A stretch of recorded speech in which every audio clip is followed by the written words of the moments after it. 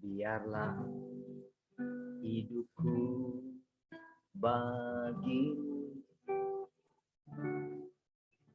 sebagai pujian yang berkenan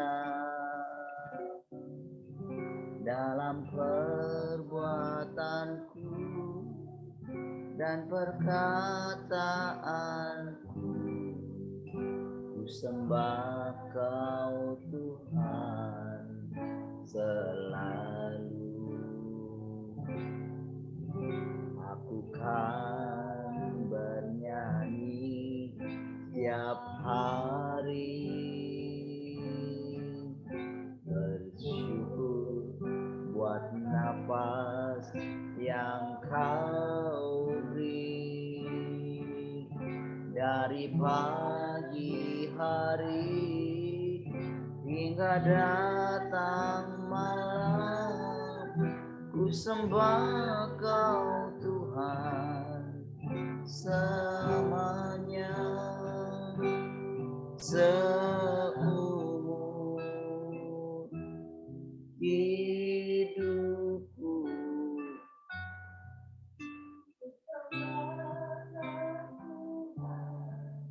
selamanya. Seumur hidupku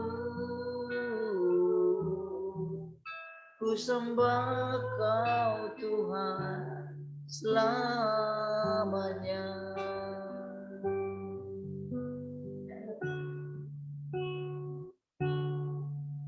Biarlah hidupku bagimu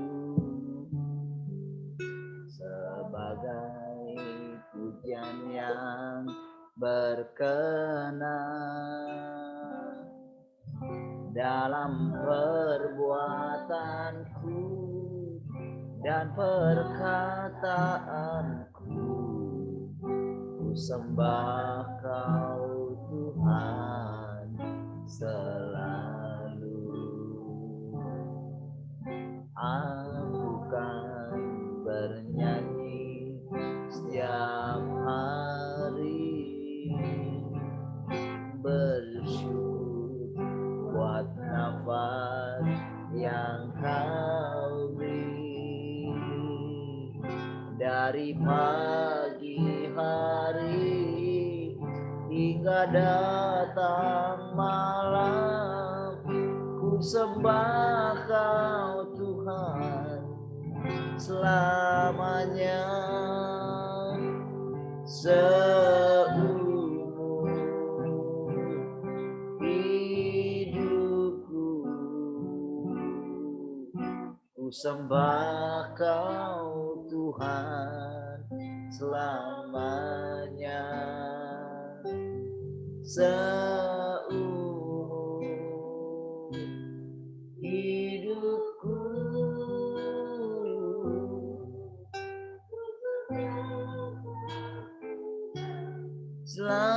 selamanya.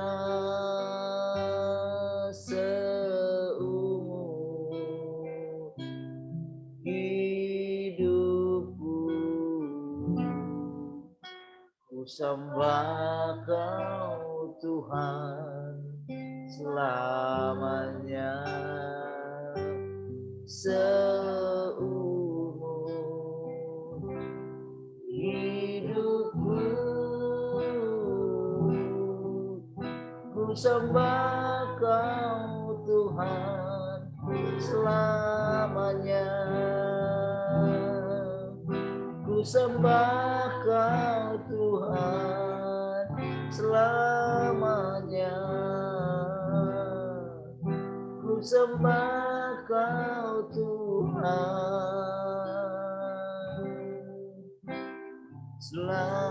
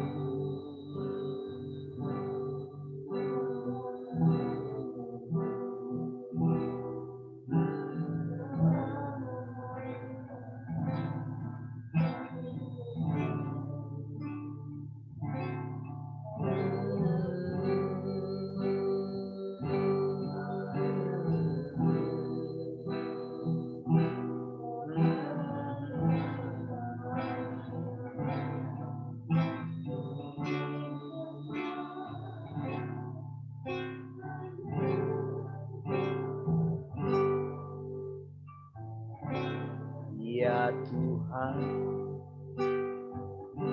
Aku hendak bernyanyi bagimu selama ku hidup. Ya Allahku, aku hendak bermazmur bagimu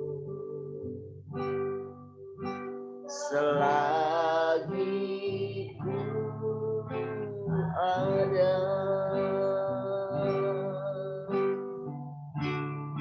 Inilah yang ku renungkan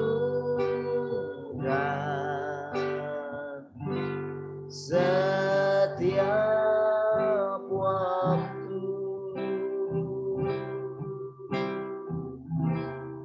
Nyanyian pujian dan pengagungan kepadamu.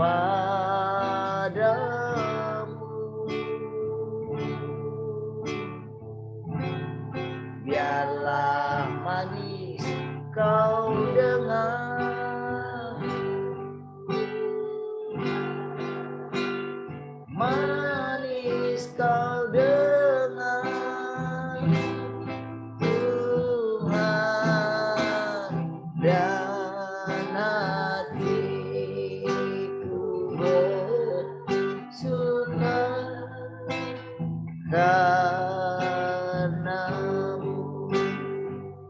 Inilah yang ku renungkan, inilah yang ku renungkan setiap waktu. Nyanyian pujian dan pengagungan kepadamu.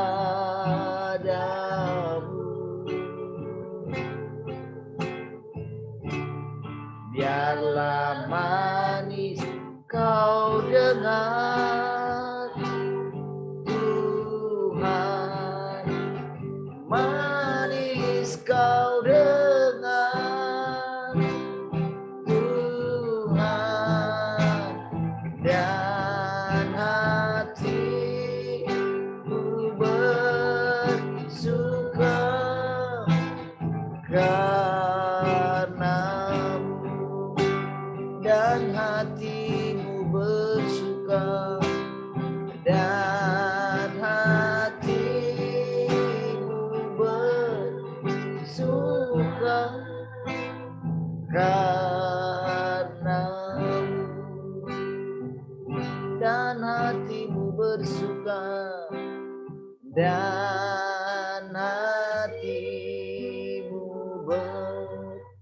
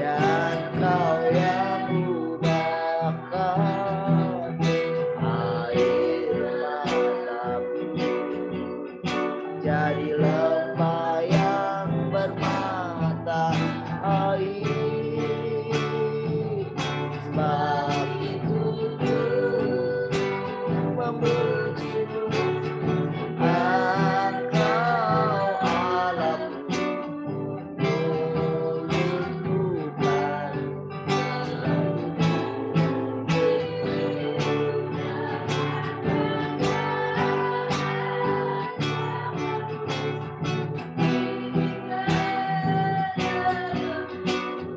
Yesus, kemuliaan bagimu. Tiada yang dapat memisahkan aku dari kasih-Mu. Yesus, hanya dalam nama-Mu ku temukan kuatku. Tiada yang dapat memisahkan aku dari kasih-Mu. Yesus, hanya dalam nama-Mu ku temukan kuatku. Sebab itu ku memujimu, Engkau Allahku, mulutku kan selalu puji.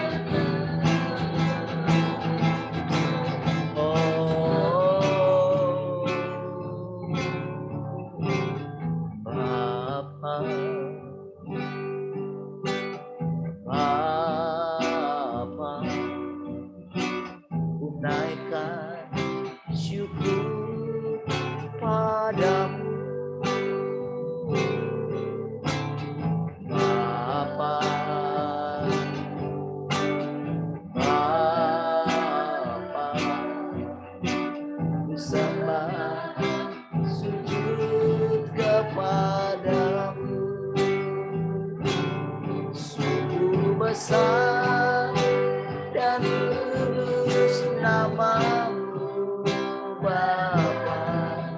Kuduslah, ku puji nama-Mu. Besar setiamu, rahmat-Mu di dalam hidupku Bapa. Ku mengasihi-Mu Bapa. Bapa, Bapa, naikkan syukur padamu. Bapa, Bapa, ku sembah sujud kepadamu. Sungguh besar dan kudus nama-Mu Bapa. Kuduslah, ku puji nama-Mu. Besar setiamu, rahmat-Mu di dalam hidupku Bapa.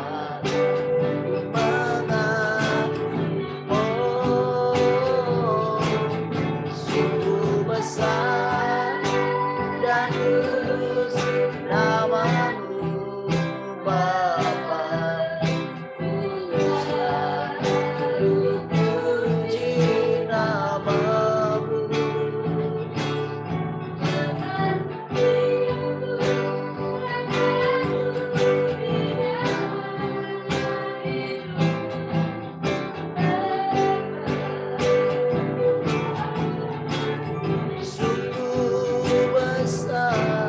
Sungguh besar dan kudus nama-Mu Bapa.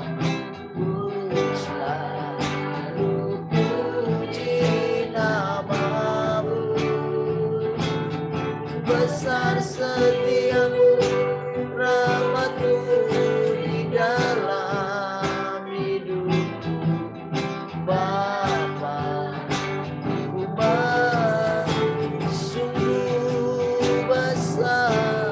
Sungguh besar dan kudus nama-Mu Bapa.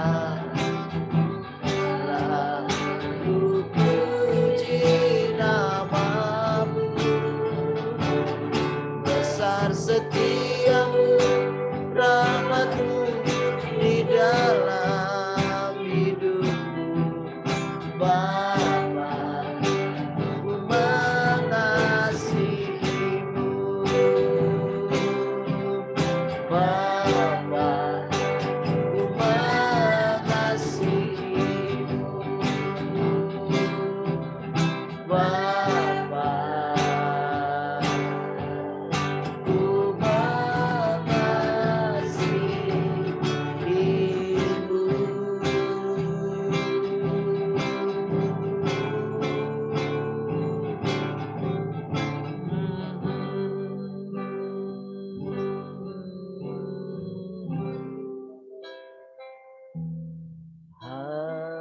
Haleluya.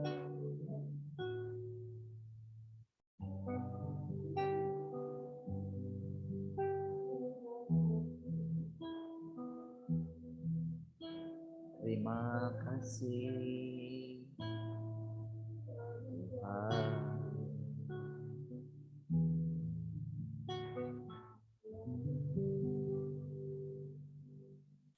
Haleluya. Terima kasih Tuhan, kami bersyukur pagi hari ini buat anugerah. Kau hadir di tengah-tengah kami Tuhan. Kami boleh merasakan keadaan hatimu setiap hari Tuhan. Terima kasih. Kami percaya kerajaan-Mu ada di antara kami. Terima kasih. Silakan engkau menyampaikan perkataan-perkataanmu bagi kami. Kami bersyukur kami boleh mengalami Tuhan setiap hari. Mengalami, menikmati surga setiap hari. Terima kasih Tuhan. Damai sejahtera yang melampaui segala akal. Itulah yang menguasai hati dan pikiran kami. Terpujilah Kau Tuhan. Mari semua yang mengasihi Tuhan sama-sama katakan. Amin.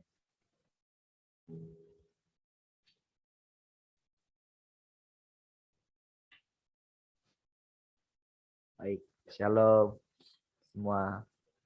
Selamat pagi. Selamat pagi, Pak. Tuhan. Selamat pagi yang lain.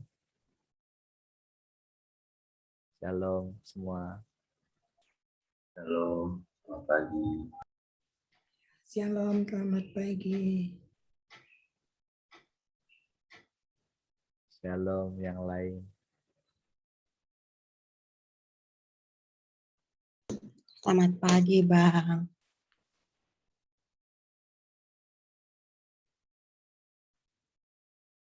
Shalom yang lain.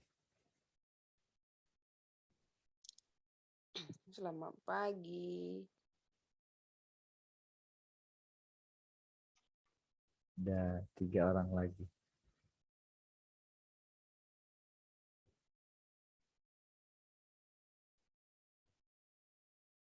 Baik. Puji Tuhan, shalom juga teman-teman yang di radio.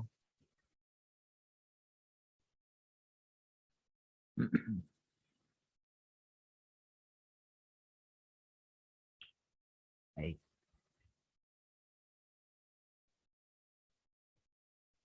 Tuhan. Haleluya. Bagaimana keadaan saudara pagi hari ini semua? Haleluya. Saudara,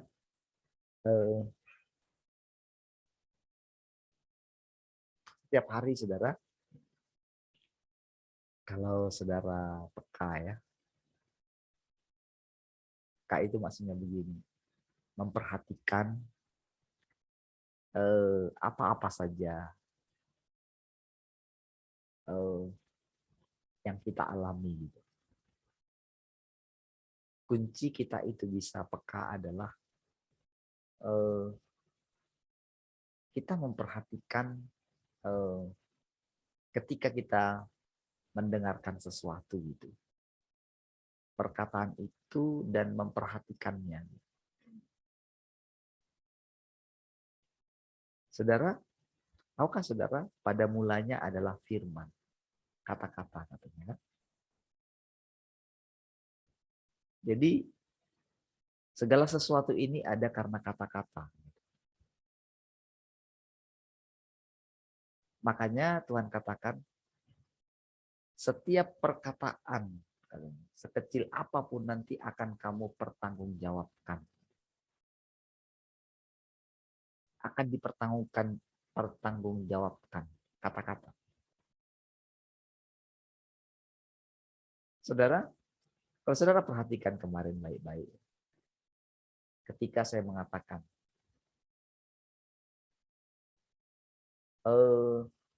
bahwa ke depan ini akan ada perkataan-perkataan yang akan dilepaskan di media sosial itu, yaitu di mana para ahli-ahli atau dokter-dokter yang selama ini bungkam karena mereka takut gitu, karena ditekan gitu ya. Maka mereka akan bicara yang sesungguhnya menurut keilmuan mereka. Karena manusia itu percaya kepada keilmuan. Oke? Maka kalau selama ini orang menutupi kebohongannya dengan kata-kata, maka dengan kata-kata pula segala kebohongan itu dibongkar. Ya. Dengan kata-kata. Saudara bisa menilai seseorang itu dari kata-katanya. Saudara juga bisa menilai saya dari kata-kata yang keluar dari mulut saya. Saudara juga bisa merasakan Tuhan lewat kata-kata yang keluar dari mulut saya. Sebaliknya, saudara juga demikian. Saya terhadap saudara juga demikian. Dengan beberapa kalimat yang baru saudara dengar ini, saudara akan mengerti arti pada mulanya adalah firman. Dan semakin dalam nanti saudara akan mengerti.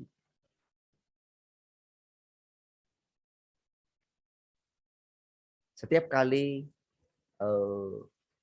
saya mendengarkan perkataan istri saya, kalau saya sudah bilang, jangan ngomong seperti itu.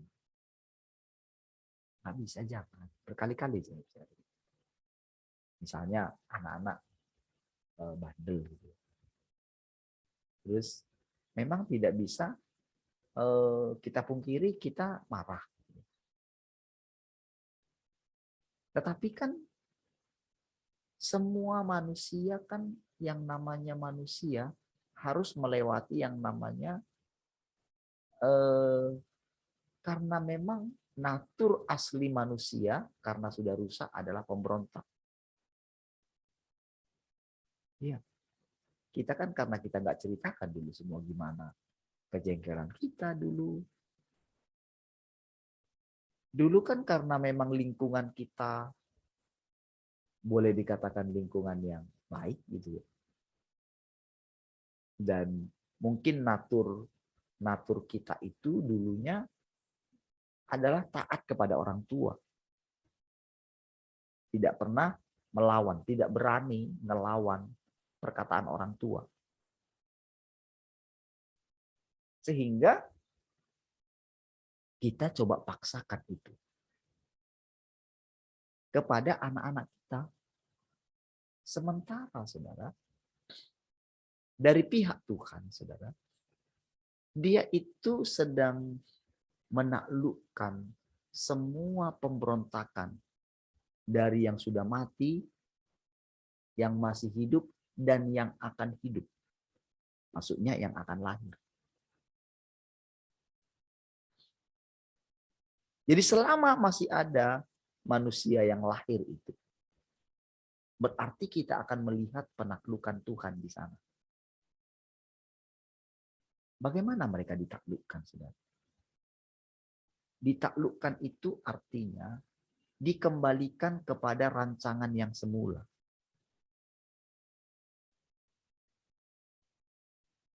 Yang sesuai di dalam hatinya Allah. Tahukah saudara, sejak munculnya pemberontakannya Lucifer gitu, disitulah sebetulnya, jadi ketika mulai diberitahukan itu kepada kita, disitulah kita boleh menilai tentang Tuhan yang sesungguhnya. Ketika diceritakan kan lewat kata-kata.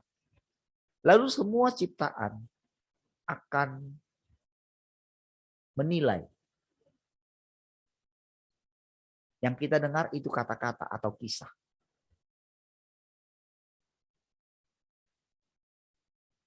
Jadi entah kata-kata itu adalah imajinasi, seperti pembuatan film-film, itu kan akibat imajinasi. Itu pun pada akhirnya, itu semua kata-kata. Dan pada akhirnya itu akan ditaklukkan dengan kata-kata. Dengan firman. Makanya ketika kemarin wabah itu, mereka katakan gini. Coba saudara perhatikan, sepertinya keadaan itu seperti yang dikatakan itu kan. Lalu mulai ada orang yang mengatakan yang lain tentang kata-kata itu. Yang bertolak belakang. Di satu sisi ada yang memberitakan oleh karena dia mengucapkan sesuatu dan dia mendapatkan hasil daripada yang dia ucapkan melalui berita-berita yang dipropaganda melalui media. Dikuasainya media mainstream, media utama. Ya.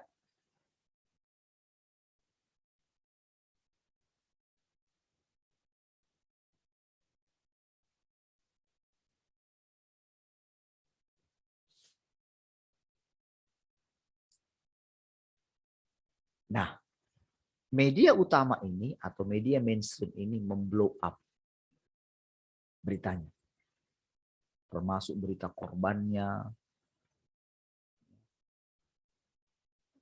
termasuk para dokter-dokter atau ilmuwan-ilmuwan yang bisa dibayar. Mereka pakai untuk membuat satu berita yang seolah-olah itu benar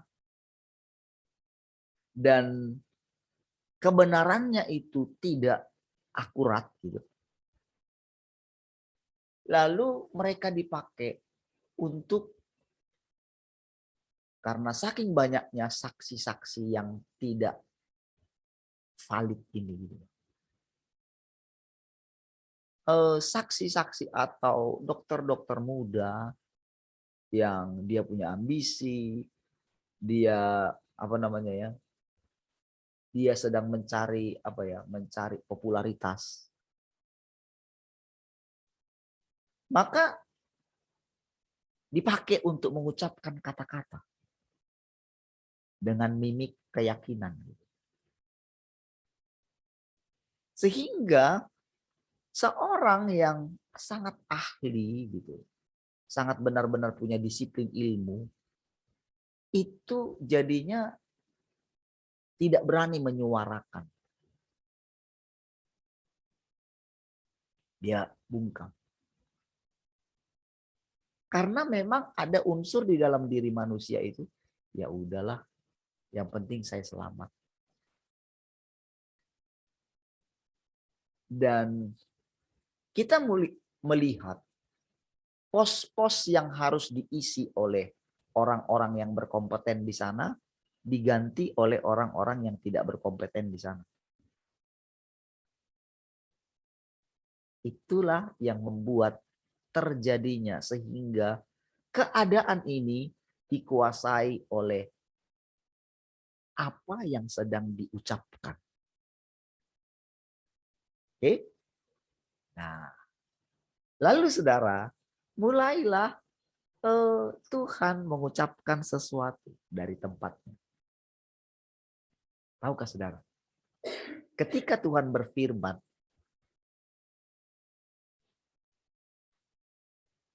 sebetulnya hati manusia itu ada di tangan Tuhan semuanya, makhluk itu. Saudara, walaupun kita tidak melihat pekerjaan Tuhan dan kita tidak tahu, kalau kita tidak melihat berarti kan kita tidak tahu kalau Tuhan sedang mengerjakan sesuatu. Tetapi Tuhan terus bekerja. Jadi dari singgasananya, saudara, dia itu mengucapkan perkataan, ya, di mana setiap hati manusia itu akan mengungkapkan apa yang ada di dalam hatinya. Ketika dia berkata, hati manusia ada di tangan Tuhan, hati raja ada di tangan Tuhan. Maka ketika dia mengucapkan itu, saudara, maka semua raja dimanapun di seluruh dunia ini tidak bisa tidak.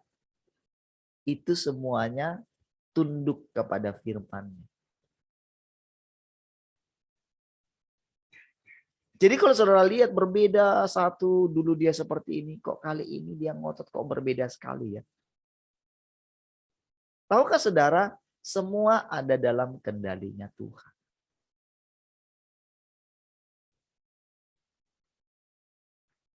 Saudara, ketika kita mengatakan kita mengikatkan diri kita dengan menjadi satu roh dengan Tuhan. Saudara, pada waktu itu Itu tulisannya Paulus ya. Ketika seseorang mengikatkan dirinya dengan Tuhan, maka dia menjadi satu roh dengan dia. Itu tulisan Paulus ya. Di mana itu ayatnya? Ya, anggaplah tulisan Paulus ya. Nggak usah terlalu di tulisan siapapun itu. Kalau yang terlintas itu tulisannya Paulus, maka tulisan Paulus. Ya, baik. Nah, saudara, dia sebetulnya tidak menjelaskan kepada kita apa sebetulnya maksud daripada kata-kata itu.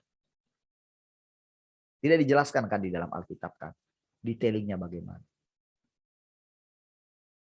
Jadi karena perkataan itu ditulis dan menjadi viral, apalagi ketika kata-kata itu telah dipercayai. Oh itu saudara, perkataan yang mengatakan bahwa itu firman Tuhan itu sangat kuat sekali mencengkeram hati manusia. Coba saudara lihat orang-orang. Orang-orang yang sangat fanatik dengan agamanya, saudara. Dengan kitabnya. Saudara lihat, itu mereka rela mati martir. Gitu. Ternyata martirnya mereka lebih hebat dari kita lagi, saudara. Tapi tahukah saudara, yang membuat mereka berani melakukan itu hanya propaganda kata-kata. Itu mencuci otak.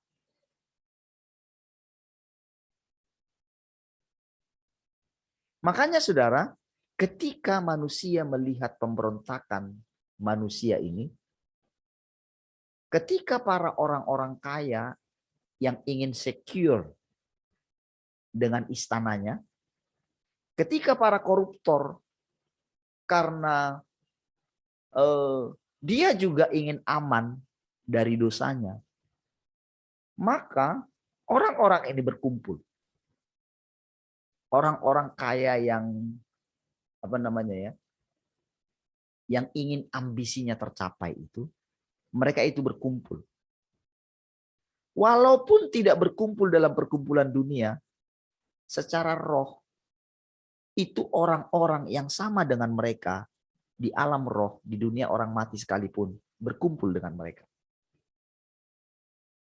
Ya. Menjadi satu kekuatan. Perhatikan saudara, setiap kata-kata ini. Dengerin ya, nanti saudara bisa mengerti kenapa saya bisa mengatakan ini, dan kenapa saudara bisa mendengarkan perkataan ini, sejauh apa saudara mengerti tentang pada mulanya adalah firman. Kalau saudara bisa memperhatikan, bisa menerima, dan cobalah dengarkan seperti saudara mendengarkan perkataan Tuhan itu sendiri. Saudara, baik. Kenapa saya diizinkan bisa mengatakan ini? Karena itu cara Tuhan.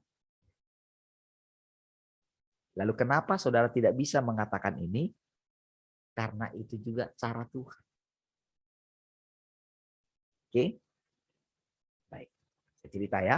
Jadi saudara dengerin dengan tenang. Anggaplah saudara sedang duduk di kaki Tuhan. Mendengarkan dia, bukan mendengarkan parley. Dan saya juga sedang belajar mendengarkan dia. Oke. Dalam hal ini kita sudah punya dasar-dasarnya. Dasar-dasarnya apa? Saudara, tidak mungkin saya mau sesat. Oke? Tetapi tahukah saudara, kalau saya takut sesat, saya tidak akan pernah mengalami Tuhan. Oke? Takut itu bukan dari Tuhan. Tetapi gegabah juga bukan dari Tuhan. Artinya begini, Tuhan sudah memisahkan. Tuhan sudah memisahkan dirinya. Jadi ketika dia buat pohon pengetahuan tentang yang baik dan yang jahat itu di taman itu sebetulnya adalah gambaran di dalam dirinya sendiri. Jadi ketika dia mengusir Lucifer itu dari sorga, itu adalah gambaran bahwa dia buang itu. Dan dia sudah siapkan, karena ini adalah masalah di dalam dirinya. Kalau dikatakan masalah dalam dirinya, saudara, itu masalah dalam diri kita. Oke?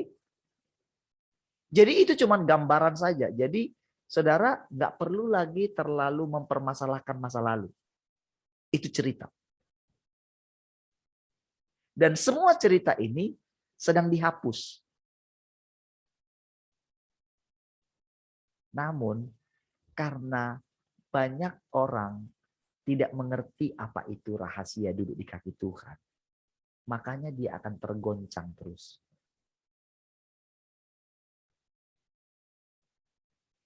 Saudara, kalau kita mengatakan kita menjadi satu roh dengan dia,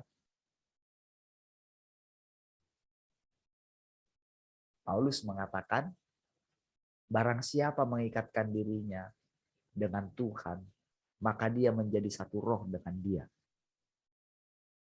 Oke. Ketika Paulus mengatakan, hidupku bukan aku lagi, tapi Kristus yang hidup dalam aku. Hidup yang kuhidupi sekarang adalah hidup oleh iman di dalam Anak Allah yang menyelamatkan aku. Oke. Tahukah saudara, perkataan itu tidak dipahami dia pada waktu itu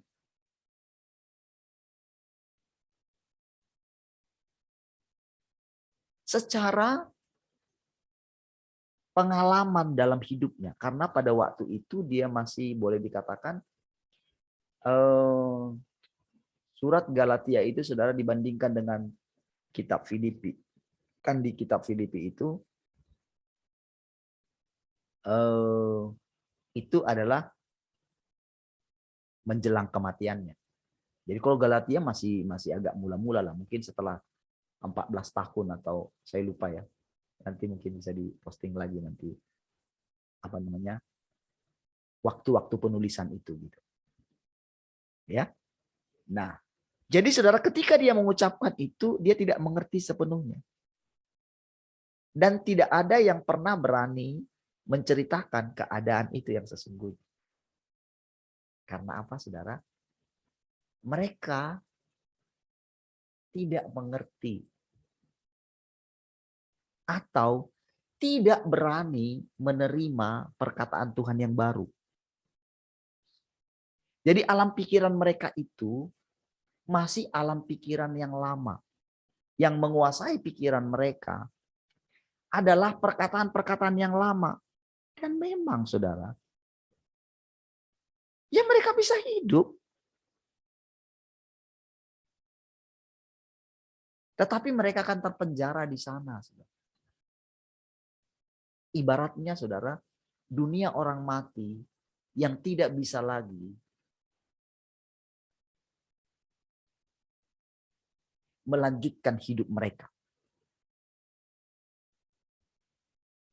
Makanya mereka akan mengulang-ulang saja.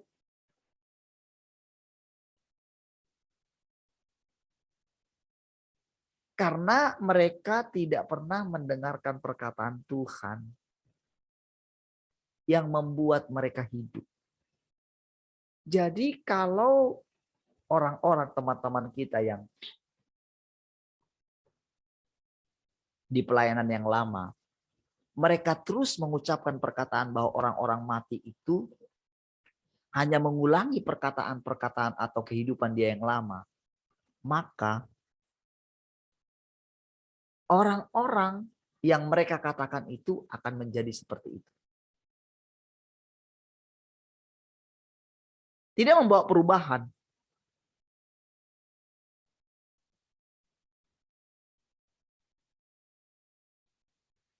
Tetapi begitu hati seseorang berbalik kepada Tuhan. Nah, sekarang cek diri saudara berbalik kepada Tuhan atau tidak. Ini bukan masalah kita itu sudah berubah dalam karakter kita atau hal apapun. Bukan itu masalahnya. Masalahnya sekarang, apakah kita mau mendengarkan perkataan Tuhan? Karena kita ini berubah, kita boleh hidup hanya karena perkataan Tuhan. Saudara, perkataan yang saudara dengar, kalau saudara merasa belum sanggup mendengarkannya, oke, saudara bisa skip. Tapi jangan hakimi. Itulah saudara menjadi aman. Oke? Jangan hakimi. Skip. Saudara belum mengerti. Itu sikap paling aman untuk saudara itu bisa disempurnakan oleh Tuhan. Jadi, tetapi kalau saudara berani mengatakan kepada Tuhan, karena saudara mengerti esensinya Tuhan yang paling dalam, Dia adalah kasih, tenangkan hati saudara di hadapan Tuhan. Saudara,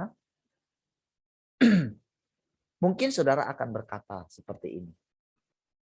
Terlalu tinggi. Oke?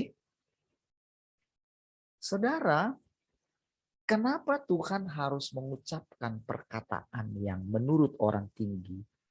Sebetulnya bukan karena perkataannya itu tinggi, tapi karena terlambatnya kita ini mengikuti Tuhan. Terlambat. Kita nggak mau belajar. Kita kekeh dengan cara kita yang lama. Ketika kita melihat masalah, kita mengucapkan kata-kata yang salah. Kita tidak mau menenangkan diri kita.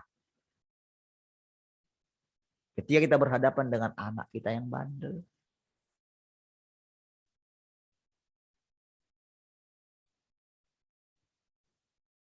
Lalu kita menghakimi anak-anak kita. Padahal mereka masih anak-anak.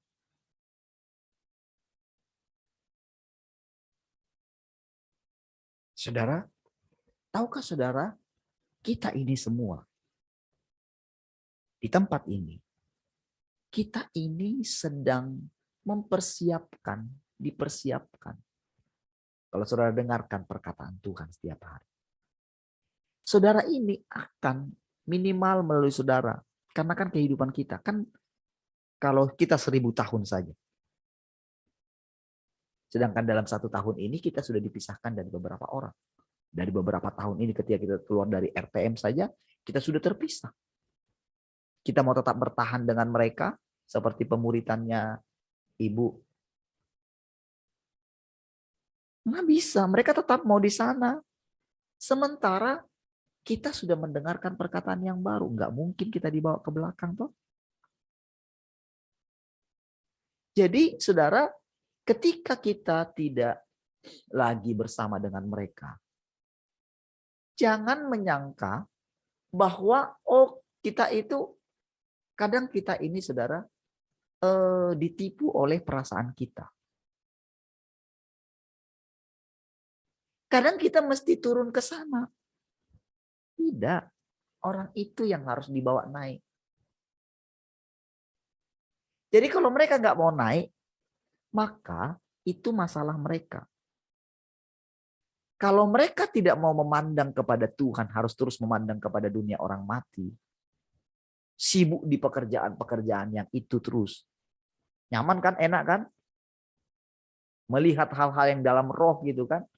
Melihat Bapa dalam wujud roh. Wih, saya melihat Bapa di sana. Kan didengar orang kan keren kan? Atau membangkitkan orang mati kan keren kan? Membuat mujizat yang luar biasa keren kan?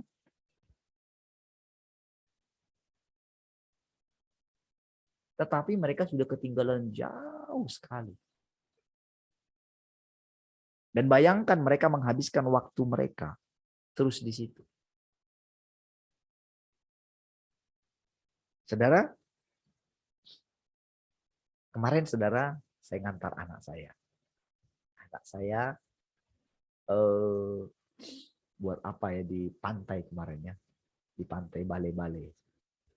Orang Batam ada pernah dengar pantai Bale-Bale? Ada yang pernah dengar? Mungkin Pak Twin harusnya yang paling ini. Pernah dengar nggak Pak Twin? Pernah dengar ya? Oke. Baik. Nah, yang lain? Ini tutup kamera semua gitu. Nanti kalau saya bilang tutup kamera semua, dengerin radio aja, nanti marah gitu.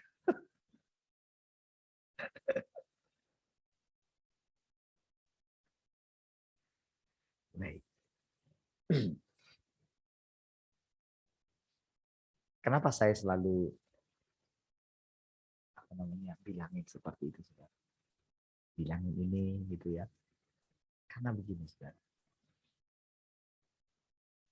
Kita mesti konsisten dengan apa yang kita katakan. Supaya apa yang kita katakan itu terjadi. Dan kita mengalami. Ingat tadi yang saya katakan. Saudara melihat Tuhan.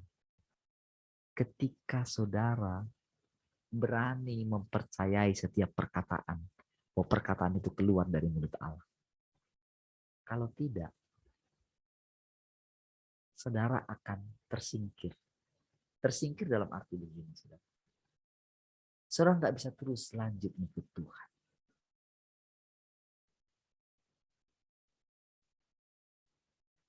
Saudara bisa mendengarkan perkataan ini, saudara bisa nanti melihat segala keindahan Tuhan lewat perkataan yang saudara dengarkan setiap hari. Tapi tahukah saudara, nanti saudara, saya tidak bisa terus menahan diri saya harus mengatakan hal-hal yang baik kepada saudara. Saudara, segala sesuatu yang terjadi dalam diri saudara, untuk membongkar semua itu pakai kata-kata. Jadi ketika ada orang yang mulai dilihat mengerti, saya tidak sedang mengatakan saya sudah mengerti semuanya. Tetapi saya memperhatikan Tuhan setiap hari.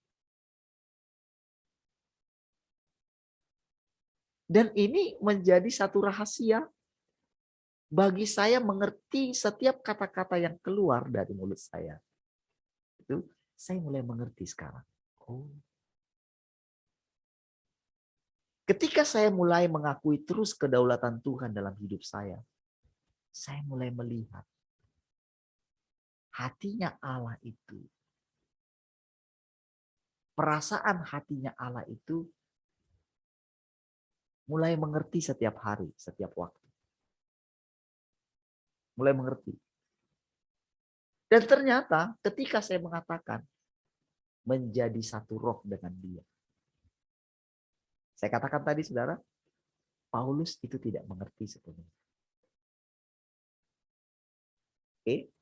Jadi saudara, saya skip dulu di situ, tidak mengerti. Saya coba tidak menjelaskan dulu apa artinya bagi saudara.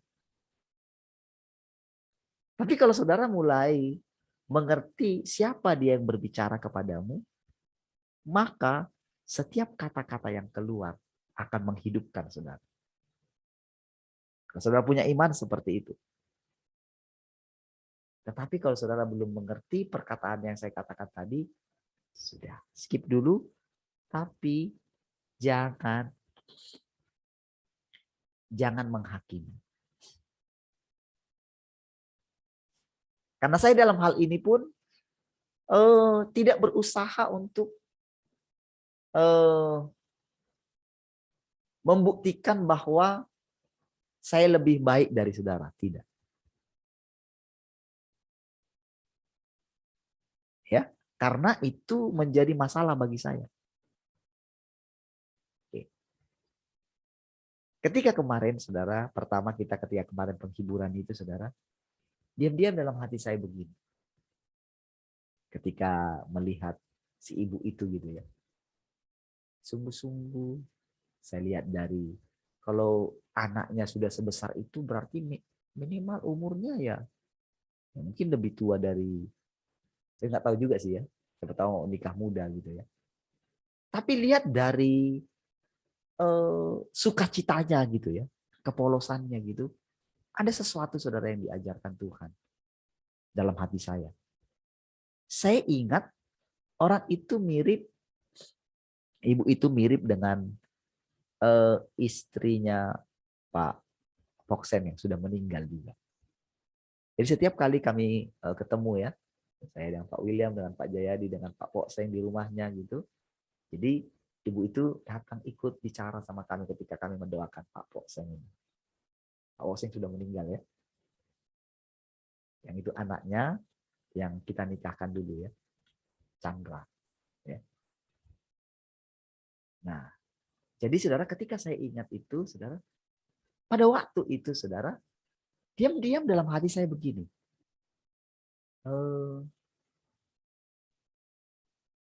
Orang-orang ini begitu polosnya. Mereka itu hanya ya diajar oleh ajaran nenek moyang ya. Bahkan mereka itu boleh dikatakan sebetulnya tidak menyembah Tuhan. Mereka itu menyembah para leluhur mereka gitu. Jadi mereka kasih ini dan sangat menghormati. Jadi mereka tidak pernah menganggap orang tua mereka itu terputus gitu dari mereka. Jadi mereka dengan mereka melakukan itu, mereka sedang menghormati. Itulah alam pikiran mereka. Dan memang saudara, ketika kita melayani mereka itu secara roh itu, ya Bu Rahel kan banyak mengalami itu ya ketika melayani itu. Kan orang-orang mati itu kan bisa diajar ya, roh-roh itu kan. Ingatlah kita ceritanya dulu ya.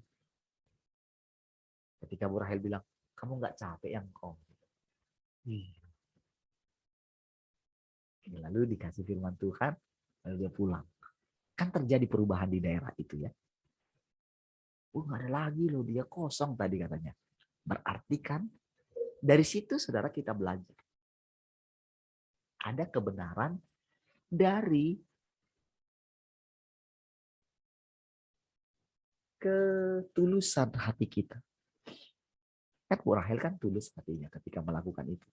Kita pun dulu ketika kita melakukan itu tulus ya. Saya juga tulus melakukannya. Hanya alam pikiran saya hanya begini. Hidupku bukan aku lagi, tapi Kristus yang hidup di dalam saya. Oke. Lalu saudara, Tuhan mulai tunjukkan kepada kita.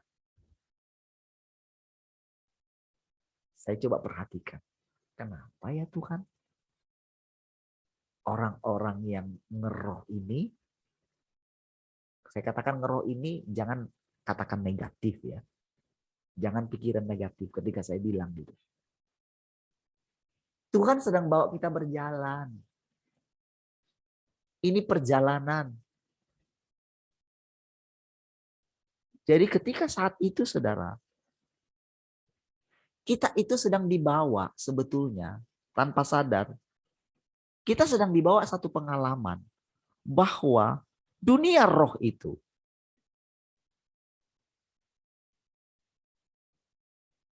bisa diajari atau ditundukkan kepada Tuhan. Perhatikan ini. Jadi kita sedang tidak tidak mengatakan yang kemarin itu salah, bukan.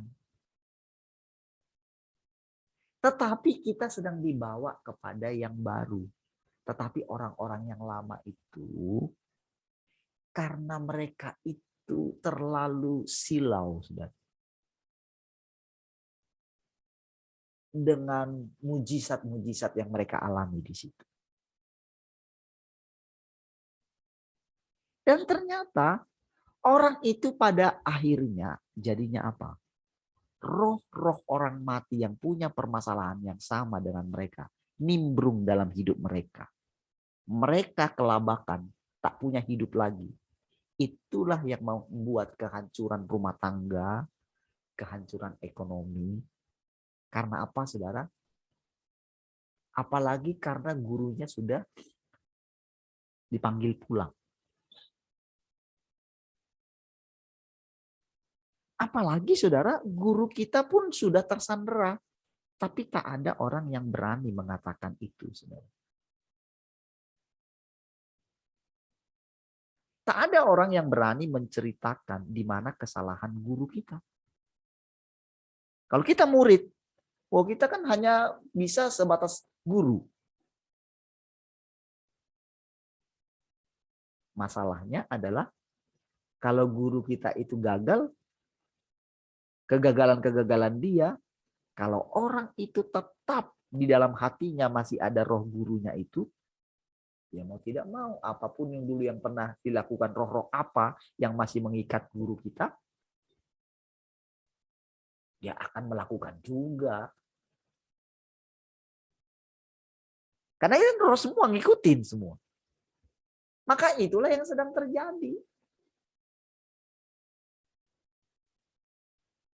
Makanya kita menemukan para senior-senior itu mengalami hal yang sama. Dari situ saudara melihat. Tapi sekali lagi lihat, saudara.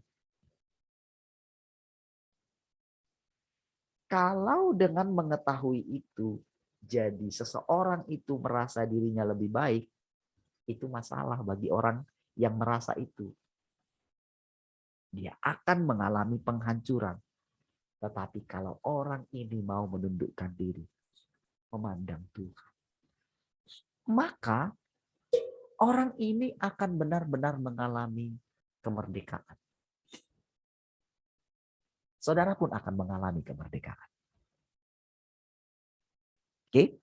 Nah, saudara bisa menilai saya mungkin dengan saudara memperhatikan hidup saya, lalu saudara mulai menilai hidup saya. Itu hak saudara. Siapapun saudara. Ya, tidak masalah. Tetapi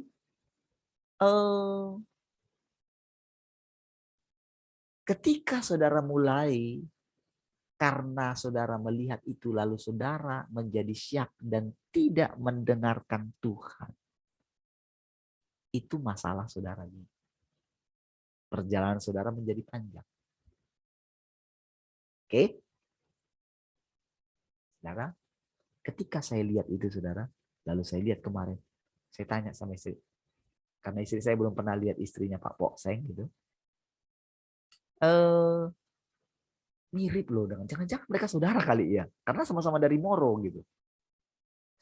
Jangan-jangan saudara, tapi saya enggak. Tapi yang saya lihat adalah bagaimana orang itu kalau lihat dari damai sejahteranya gitu, lihat dari luar saja gitu. Mereka bisa menjalankan kehidupan mereka dengan baik begitu.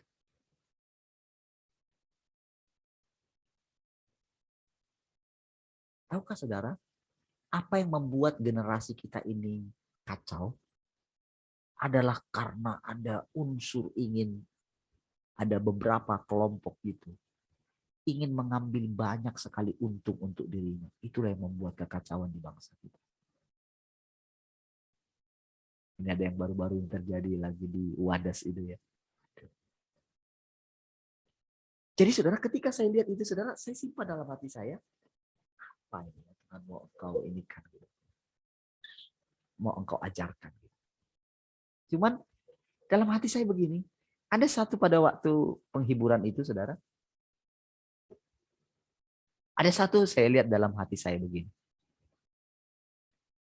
Yang tadinya saudara, pikiran saya, kasihan ini anak yang ditinggalkan sendirian gitu. Apalagi sendiri dia Kristen kan, saudara dari ibunya kan masih Buddha semua gitu. Dan dulu kan mereka kan diusir itu dari rumah mereka dulu. Padahal rumah mereka dulu itu kan atas nama ibunya gitu. Tapi ibunya ini pilih, ya sudahlah kita keluar. Dan puji Tuhan ya Pak William karena menganggap itu mamanya gitu, dia ini. Itulah salah satu alasan Pak William kita punya sekretariat dulu yang di Greenland gitu. Supaya mereka ikut di sana. Tuhan taruh memang untuk pelayanan gitu, tapi adalah untuk menampung gitu. Pada waktu itu mau cari rumah gitu, tapi hitung-hitung, ini gitu ya, lebih baiklah cari satu gitu, udah sekalian untuk pelayanan gitu. Dan mereka tinggal di sana. Itulah sebetulnya awalnya.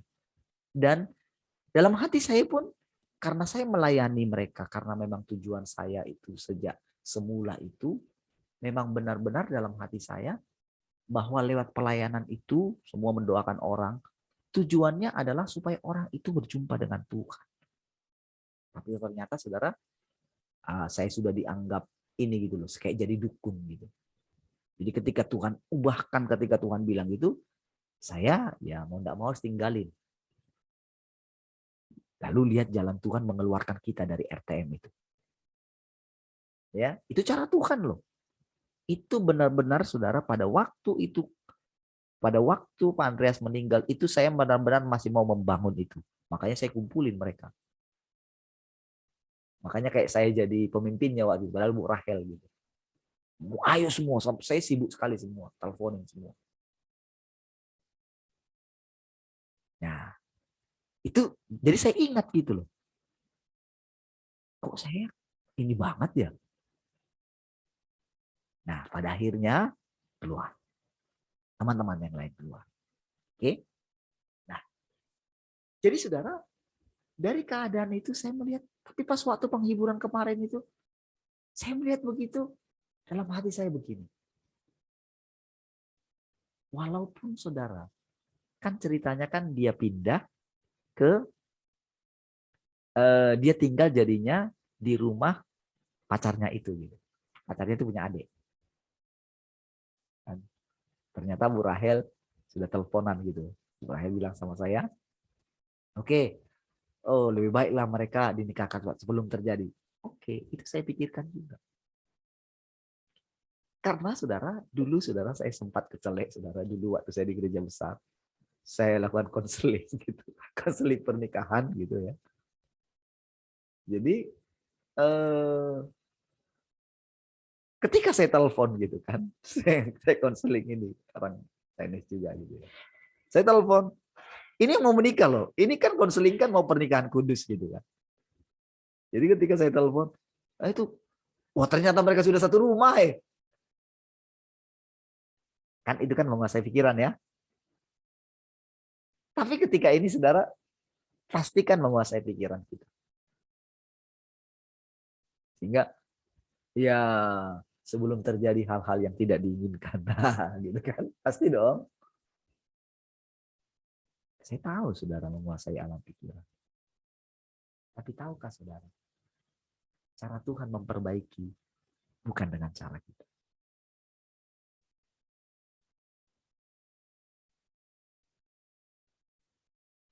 Ada budaya-budaya orang. Ketika Tuhan meruntuhkan budaya itu, ketika Tuhan ingin menaklukkan budaya itu, bukan dengan kekerasan. Itulah saudara yang membuat kenapa kekristenan kita itu sekarang ini kalau kita perhatikan, kenapa terang Kristus tidak menerangi bangsa kita? Karena agama dulu ketika datang ke bangsa kita, itu datang pakai kekerasan. Dibonceng oleh kekerasan. Dibonceng oleh penjajah.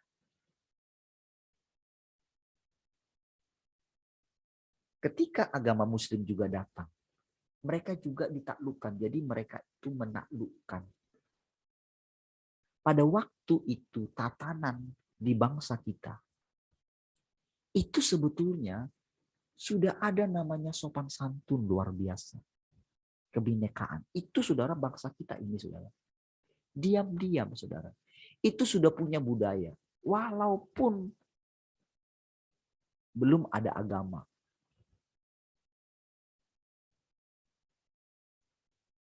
Belum ada agama loh. Jadi jadi begitu datang agama ini, makanya saudara ketika sesajen itu disepak gitu, tahu nggak? Orang-orang dari pihak agama itu ngotot itu salah, tapi orang-orang yang di sana karena mereka menghormati penguasa daripada alam itu, daripada tanah itu, maka mereka itu mempersembahkan. Dalam pikiran mereka tidak ada setan. Dalam pikiran mereka adalah bahwa pemilik laut itu adalah Tuhan. Walaupun memang pada dasarnya akhirnya ditipu juga ya. Tetapi tahukah saudara, agama itu saudara, itu telah mengacaukan gitu loh, tatanan di sana. Termasuk tatanan alam rohnya. Mereka kacaukan gitu loh. Itulah yang membuat terus terjadi pergolakan.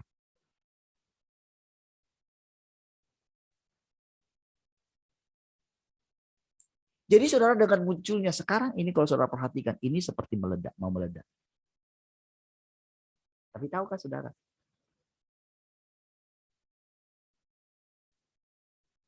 Bahwa ketika kita mulai mendengarkan perkataan ini dan kita mulai hidup dengan seperti Tuhan, maka kita akan mengalami yang namanya kita tinggal di dalam Dia. Oke. Setelah itu kemarin saudara, ketika lihat itu ya, saya lanjutkan ceritanya. Ketika saya pergi kemarin ke sana gitu. Nah, Kaswana Ujon, jauh sudah 31 km dari sini. Ya, wah, harus jemput anak saya lagi yang di ini. Jadi perjalanan saya kemarin saudara 150 km. Satu hari. Saudara, ketika di situ saudara, jadi masih nunggu temannya. Oke. Lalu saudara, saya masuk ke dalam karena mau ke toilet gitu, saya cari toilet kok dikunci semua ya. Pantainya bagus. Ya. Saya sedang pikirkan suatu saat nanti mau ke sana lagi sama-sama ya, satu jemaat. Nah, jadi saudara, ternyata saudara ketika bicara, saya bicara dengan ibu pemilik daripada pantai itu. Cerita kalau saya cerita lah. Kalau dulu bapaknya, jadi ibu ini sudah tua ya. Jadi bapaknya lah dulu yang merantau ke situ. Jadi tahun berapa mulai ada ini? Saya cerita. Saya tanya dia gitu. Wah, udah lama, Pak, katanya. Bayangkan bapak saya dulu yang ini di sini. Jadi semua yang di sini ini masih keluarga ibu ya. Iya. Tadinya dia cerita saudara. Ada tadi ibu-ibu tuh masa bayar nggak bayar katanya gitu ya. Dia sombongnya itu loh. Memang sih konsumen itu raja, cuman kalau dia jahat saya bisa lebih jahat lagi gitu. Saya jahat, gitu. Karena pada waktu dia minta ke saya gitu, sebentar Bu, masih ada mereka 6 orang gitu. Pas karena saya lihat jam gitu, saya ketika bicara sudah enak bicaranya gitu. Lalu saya bilang, ini teman anak saya ini katanya kakeknya tinggal di sini katanya gitu. Nah, sini nggak bilang kalau itu pantainya milik kakeknya gitu. Oh siapa katanya? Anak saya masih ada agak jauh di sana, saya panggil sini nak. Gitu. Panggil, lalu saya ini. Siapa namanya? Dari begitu dekat gitu, ditanya. Siapa namanya nak katanya? Nama temannya. Olive katanya. Aduh, saya lah neneknya Olive katanya. Saudara, wah untung tadi kita ngobrol-ngobrol Pak. Wah kalau ini ya nggak perlu bayar lah Pak katanya orang cucu saya katanya gitu. Nggak perlu bayar. Tahu nggak waktu itu? Tiba-tiba saudara dalam hati saya begini. Oh, itu ada satu perasaan. Itu kayak istilahnya karena kayak jadi gini loh. Itu kayak jadi pantai saya gitu loh. Karena apa? Karena anak saya teman sama cucunya dia gitu. Ada satu perasaan gitu. Kalau gitu Bu, saya titip anak saya ya. Karena saya mesti jemput anak saya lagi gitu. Karena kan saya harus nunggu gitu. Anak saya pulang jam 2, saya nyampe di situ. Dari situ ke sana itu 2:30 nyampenya. Bayangkan berapa ini jauh itu ya. Kalau lihat dari peta itu dari sana 42 menit dari sini ke sana gitu. Kalau naik mobil gitu.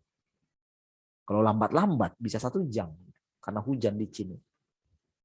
Nah, jadi saudara ketika wah saya senang tapi saudara dalam diri saya begini. Mereka bisa di sini menjadi satu kampung seperti ini sampai dengan sekarang. Mereka di kampung itu gitu ya. Di mana dia merantau, itu kan orang Bugis. Berarti kan merantau dari Makassar sana gitu. Dari Sulawesi sana kan merantau. Naik kapal. Naik apa namanya? Mereka pelaut kan. Tahulah Pak kan ya orang tua kami pelaut gitu. Orang Bugis kan pelaut. Mereka memang tidak memilih untuk di kota gitu, tapi bayangkan mereka memulai satu kehidupan yang baru. Jadi sampai kampung itu jadi kampungnya satu keluarga semua gitu loh. Jadi wah, rumah-rumah mereka. Jadi ini semua keluarga ya, Bu, saya bilang. Tahu nggak saya dalam diri saya begini.